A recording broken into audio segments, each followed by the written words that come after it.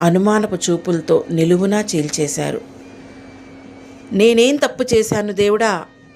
ఆమె గొంతులో నుంచి వచ్చిన ఆ ప్రశ్న ఉరుముల శబ్దంలో కలిసిపోయింది. ఆమె ఆకాశం వైపు చూస్తూ గట్టిగా అరిచింది. నేను అంత చెడ్డదాన్నా? ఎవరికీ అపకారం చెయ్యలేదే, ఎవరినీ మోసం చెయ్యలేదే, అందరినీ గుడ్డిగా నమ్మాను. అది నా తప్ప? చివరికి నువ్వు కూడా నన్ను వదిలేశావా? ఆమె కన్నీళ్లు వర్షపు చినుకులతో కలిసి ధారగా కారుతున్నాయి. బతకాలన్న ఆశ చచ్చిపోయిన క్షణమది. చుట్టూ ఉన్న ప్రపంచం ఆమెను ఒక పనికిరాని మనిషిగా ముద్ర వేసినట్లు అనిపిస్తోంది.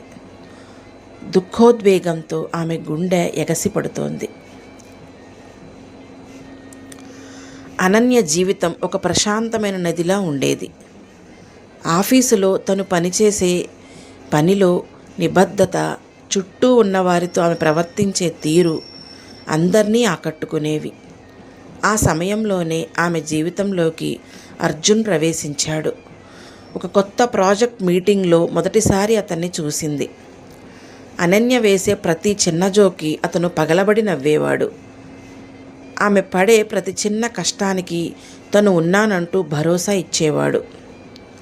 అనన్య, నీలాంటి స్వచ్ఛమైన మనసున్న అమ్మాయిని నేనెక్కడా చూడలేదు.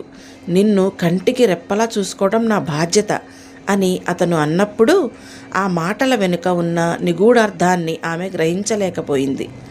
అది ప్రేమ అనుకొని తన ప్రపంచాన్నంతటినీ అతని చుట్టూ అల్లేసుకుంది.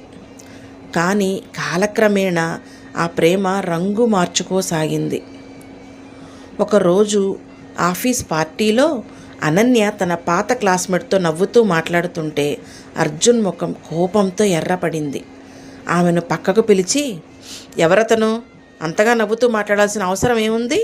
నాకు ఇవన్నీ నచ్చవు అని గట్టిగా అరిచాడు. అనన్య నిర్ఘాంతపోయింది. అతను నా పాత స్నేహితుడు అర్జున్, అంతకు మించి ఏమీ లేదు అని సర్ది చెప్పబోతే, నాకు తెలుసు ఎవరెలా ఉంటారో. ఇక నుంచి నువ్వు ఎవరితో మాట్లాడుతున్నావో, ఎక్కడికి వెళ్తున్నావో ప్రతీదీ నాకు తెలియాలి. ఇది నీ మీద నాకున్న ప్రేమ వల్లనే చెప్తున్నాను అన్నాడు.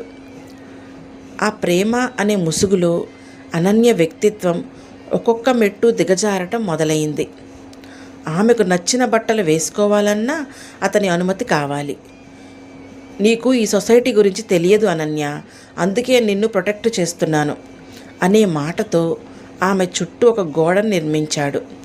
ఆమె స్నేహితులు ఒక్కొక్కరుగా దూరమయ్యారు.